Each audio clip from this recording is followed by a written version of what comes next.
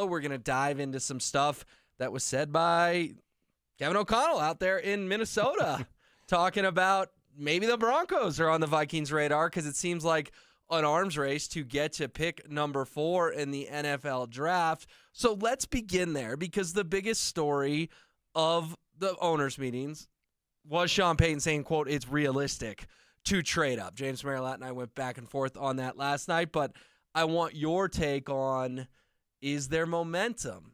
Is there gaining steam that the Broncos are going to once again trade a bunch of picks, just like they did for Russell Wilson, just like they did for Sean Payton, to get from 12 to possibly 4 with the Cardinals?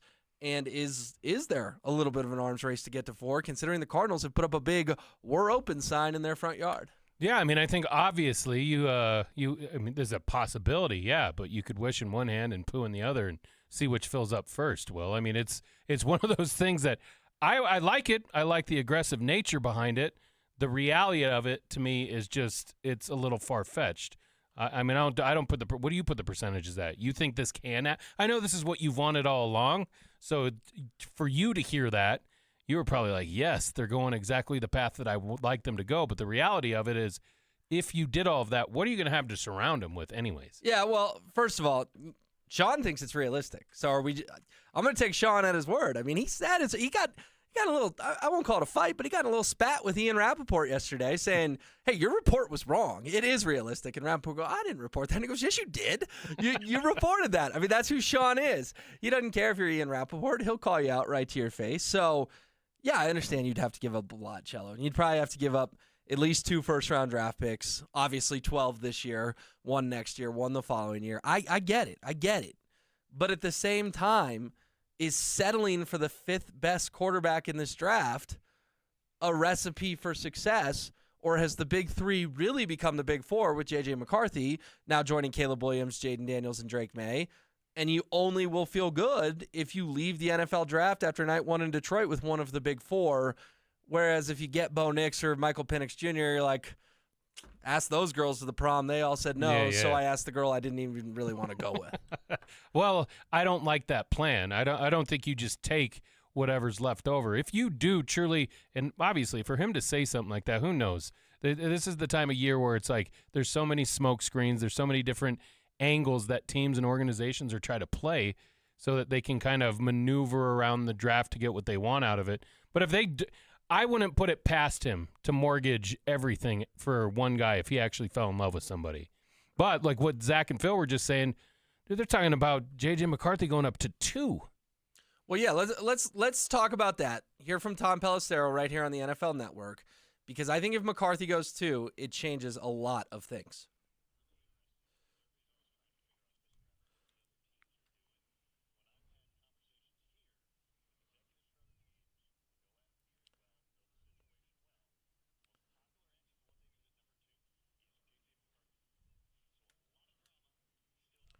Adam Peters used to have Denver Broncos ties, was on the front office staff when they won Super Bowl 50, new GM of the Commanders. Cello, if he loves McCarthy, then does that change your outlook on this conversation? Because not only do you not have to get McCarthy by trading to 4, you could get May or Daniels, who I don't think anyone really thought had a realistic chance of being the next Denver Broncos quarterback, where, again, if they take him at 2, that means either May or Daniels will be there for you at number 4 overall. Yeah, but then you also got to throw into the fire that Minnesota, what have they done of late? Well, they've let Kirk Cousins walk out the door. They let that happen. They signed Darnold, right? Yep. But then they make the move last week. Last week was very frustrating to me to see not only what happened with Russ end up in Pittsburgh, which we talked about, right after he got benched, I believe, and they come to town this season. The Steelers have a plan. The Vikings have a plan. And we're still waiting for what the plan is with Denver. And I know it's veiled in secrecy, and we'll never know. But who's the guy? Okay, but you're not answering my question. My question is, if all of a sudden you can get Daniels or May at 4, is that worth trading up? Because those guys seemed unattainable as of 2 weeks ago. Well, those would be the only 2 guys you would trade up for, right? I mean, James thinks they'd get to 4 for McCarthy.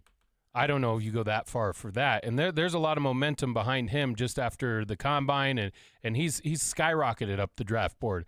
But if we go back to prior to the combine, if we were going to trade up, it was only for one of the 3, and those 3 are there. I mean, there's mixed reports about Drake May and his ability, but yeah, it has to be for one of those two guys. I don't know that you make that move. I thought if you're going to make a move, maybe you get McCarthy at 7, but if the reports are true that he goes higher than that, hell yeah, you go. It's only those two guys. Because obviously Caleb's going 1, right? Mm-hmm. Unless for some odd reason we have the Bears meet with one of the other two guys, and they just completely wow him in the interview process. And then you have it's not even like Peyton Manning, Ryan Leaf. It's just, I'm trying to think of another situation where the quarterback that was expected to go 1 didn't go 1 because the interview process and the workouts with the team was so much that they're like, we got to go with this guy.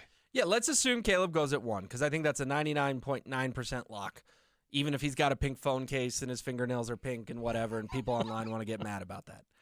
Let's assume for this exercise he goes 1.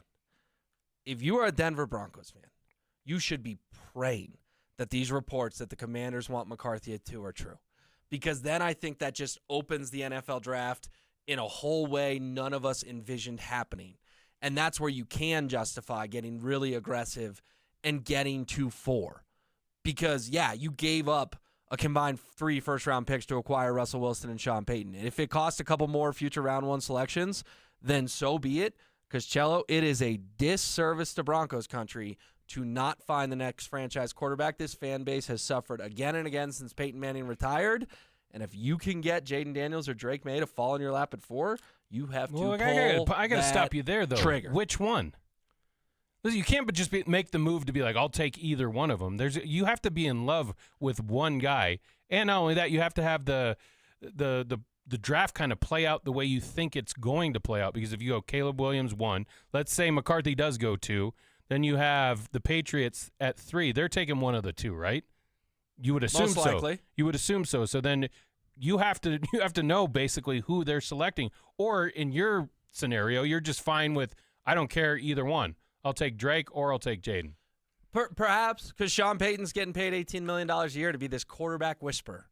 And how often does your team get a top 3 QB talent who for whatever reason tumbled to 4 because he got passed by someone else who was the shiny new toy at the combine everyone fell in love with in McCarthy? Like, you see what I'm saying? Like, if I'm Greg Penner, I'm telling Sean Payton, I am paying you $18 million a year. This kid out of LSU, Jaden Daniels, is supposed to be great. This kid out of North Carolina, Drake May, is supposed to be great. Go make one of the 2 of them great. You see, like, if he's that good of a coach, and one of them won the Heisman, and one of them was supposed to be the number 1 overall pick, and now he's the number 4 overall pick, shouldn't Sean Payton be a good enough coach to blossom either into a star? Yeah, but he should also be a good enough football mind to know, hey, this guy, it's just not going to work. I mean, apparently he knew that when he showed up in town with Russell Wilson. So if that's the case, you're going to say, if it's got to be one specific guy. Because I don't think it's one of those, like, I'll just take whoever's left. I don't think it works that way. You have to listen. He understands if you're going to mortgage that much of your draft stock to move up, then you have to be right on the guy. You can't just take a guy because you think Sean Payton's listening to all these other people that are rating these quarterbacks. No, I think Sean Payton lives in his own little world. But like what you just said, the scenario you just painted, you were saying Greg Penner's like, well, I hear all these people say that he's really good. Go make him great. He's really good. Go make him great. Sean has to have his guy, I believe. And that's the big mystery. We don't know which one it is. And then he should adapt to the times, man. I mean, if he's got to have his guy who can run his system like it's 2004 all over again. Didn't he prove that this year? That with Russ, he couldn't have it. And then they kind of handcuffed the offense. They didn't get along. They didn't see eye to eye. They butted heads like you wouldn't believe. He proved that he can't win without his guy. Well, again, if I'm Greg Penner, then I'm telling him I'm paying you $18 million. Adapt or get out. I mean, seriously, he's 60 years old, dude. He's not that far from Belichick and Pete Carroll. And what did the NFL owners tell us this hiring season, this hiring cycle? They're going young. They're going young. Adapt or move on. Yeah. And I think with Peyton, again, by all accounts, Jaden Daniels, generational talent. Drake May, possible generational talent. If that's the category they're in, you don't become a top 4 pick in the NFL draft unless you at least have that kind of potential. And that kind of potential should be harnessed by a coach who knows what he's doing. And all we hear is that Sean Payton's a top 5 coach in the NFL. Well, if he's a top 5 coach in the NFL, then he should be able to make a top 5 quarterback in the NFL work. He just should. I don't know that you have 2 generational talent type players in that top 5. Now, we've heard it about Caleb Williams, and we know that Sean Payton was one of the guys that said that. But in the same draft class, I mean, and go back, what was it, a couple years ago, where the 5 quarterbacks that went in the first round, how many of them work out? And yes, you obviously have to have talent. 2 of them worked out. 2 worked out. You obviously have to have talent to get selected there. I'm not disagreeing with you there, but the reality is maybe 2 of these guys work out. Right, but two of them were in the Elite 8 this year. Baker Mayfield and Josh Allen both played in the NFL quarterfinals this year. They were both in the top 7. Yeah, but Baker Mayfield's on his, 4th, 5th team? That's more of a product of the team he's playing for. And he had to play for the Browns, mess. The Panthers, mess. The Rams, he was just a Band-Aid to play a game at the end of the season. Then he goes down to Tampa, which still had some talent from when Tom Brady was there.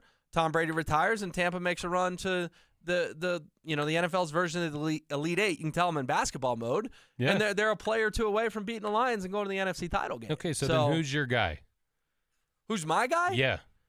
Caleb Williams is out. Let's say it pans out the way that we just discussed. Caleb Williams goes 1, J.J. McCarthy goes 2, and then just flip-flop. Who are you wanting the Patriots to select to have left over for Denver? If they are going to have a play in it, who's your guy that you want there? Cello, if Houston can find overnight success with C.J. Stroud, then Sean Payton should be able to do it with Drake May or Jaden Daniels.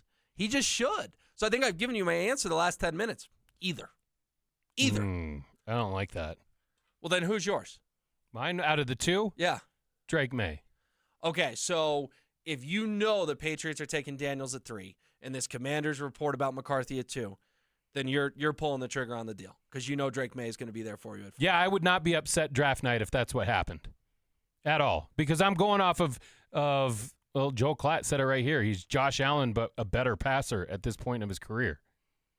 So if you like that, what you've seen up in Buffalo for the last 6 years, then yeah, I'm on board with that 100%. Okay, well, I can appreciate your logic that, hey, we should all have a guy. We should all have a guy. And I can appreciate that you're willing to say, I want May over Daniels. Great. If you had said Daniels over May, I wouldn't have flinched either way. I get it. Both guys have their upside. But can you appreciate my logic that why is Sean Payton, the head coach, making this exorbitant salary if he can't make one of these guys work? You see what I'm saying? Yeah, but I'm not sitting here, Cello, telling you he needs to turn Michael Pratt into a 5th round in the Hall of Famer. No. I'm talking about a top 4 overall pick. If he's that good, why didn't it work with a guy who's headed to the Hall of Fame? Because Russ is old. Russ's legs had given out. No. That's not why it didn't work. It didn't work because he didn't want it to work. Russ took way too many sacks.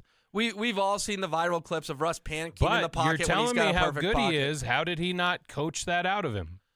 What did he throw? You're taking a guy who has how much NFL experience, has been to how many Pro Bowls, has won a Super Bowl, and yes, is there deficiencies in his game as he's gotten a little bit older? Yeah, but some of the plays that he made off script this past season, there's still, a handful of guys in the league who can make those plays. Yeah, he just wants to feel it. See, I think you're flipping this argument in an unfair direction. Because he threw what, 26 and 8 last year? Yeah, pretty good numbers, right? You the way you're talking, you'd say now you're flipping because all I've heard is that these stats are bogus. But I'm saying you're making it sound like Sean Payton got 14 and 12 out of him last year.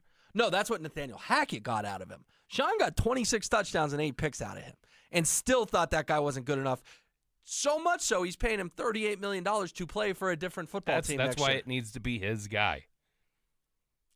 They're both young. They're both moldable, right? Yeah. I mean, you're 22. Well, you would think so. Yeah. I mean, we've seen a lot of dumpster fires in that first 10 picks, too, at quarterback play. But again, if Shawn is this great, then he should avoid because the dumpster fires have a lot of times fallen on the coach, right? What is the biggest reason we hear about a quarterback being a bust? Didn't go to the right situation, didn't have the right head coach. Bad system. Exactly. So if it's Shawn and it's future Hall of Fame coach Sean Payton in Sean Payton's A+ Gold Star system. If you would have had this argument with me last March, I'd have been 100% on board with you. But when you have the mistakes that were made and now you're paying a guy $38 million to not play for you, to actually suit up against you this coming season, I'm gonna throw up a couple red flags that say, hey, man, maybe he lost a little bit with his age as far as his coaching ability goes. Because we've seen all the success he had with Drew Brees. There's a Hall of Famer. That dude is, you can't, and I even said it last year, You got to quit trying to be Drew Brees, and I think Russ needed to stop doing that, and I think Shawn had to stop realize that he's not Drew Brees. I have to coach him differently. Right, and guess what? I've got good news for you, Shawn. You now have a 22-year-old kid that you can start all over with and prove that this new dude, whether it's Drake May or Jaden Daniels or J.J. McCarthy, is Drew Brees 2.0, and you can prove that you're one of the greatest coaches of all time. Like, that's kind of the knock on Shawn at this point is, was it Shawn or was it Drew? Belichick always had that argument. Was it Tom? Was it Bill? I think history has shown it was Tom. But this time it's going to be the player. But Shawn still has a chance to change the narrative. Yeah. Bill Belichick might not have a chance. He may never get an NFL head coaching job again. Sean Payton, if he gets this rookie QB right, and he gets this rookie QB in Denver for the next 10 to 12 years, and I'm not saying he has to coach him for all 10 to 12 years. I don't know if Shawn wants to go be on a beach in 5 years. That'd be his right. But say in the next 5 years with, hypothetically, Jaden Daniels. This year they win 6 games. The following year they win 9 games, sneak into the playoffs. The next year they win 12 games. And then the following year, they're winning 13 games, winning the AFC West, and going to the Super Bowl. Like, that's the natural trajectory. That's what Buffalo hoped they had with Josh Allen. They've just choked before the Super Bowl thing has happened. That's what happened with Patrick Mahomes. It just happened really, really quickly. If they follow that natural progression, Shawn can get his second ring. He can become the first head coach in NFL history to win 2 Super Bowls in 2 different cities. He can retire, and he can watch whatever one of these names go on to become a future Hall of Famer. Wow.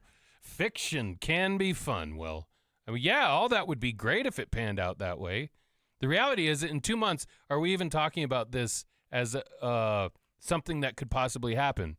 As much as we say, yeah, it's a reality that you could move up, what's the realistic nature that you're going to have to package what and what and what together? Not only that, provide your own package that's going to entice the Cardinals enough to bite on it, but to be better than what the Vikings are trying to prep to do themselves.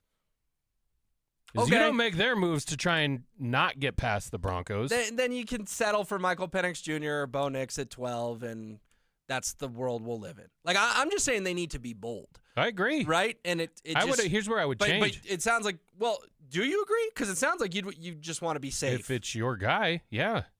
And if it is your guy, I'm not 6 wins. Sean Payton doesn't say 6 wins to me, even if it's a rookie quarterback. If he making all these moves to go up and get his guy, they're going to be right around where they were this year. Great. Then the track that I laid out is even faster that you just told me is fiction. So now my fiction track is even on a faster pace. I'm talking about the ring. I mean, it's way premature to be talking about a ring when we don't even have a quarterback.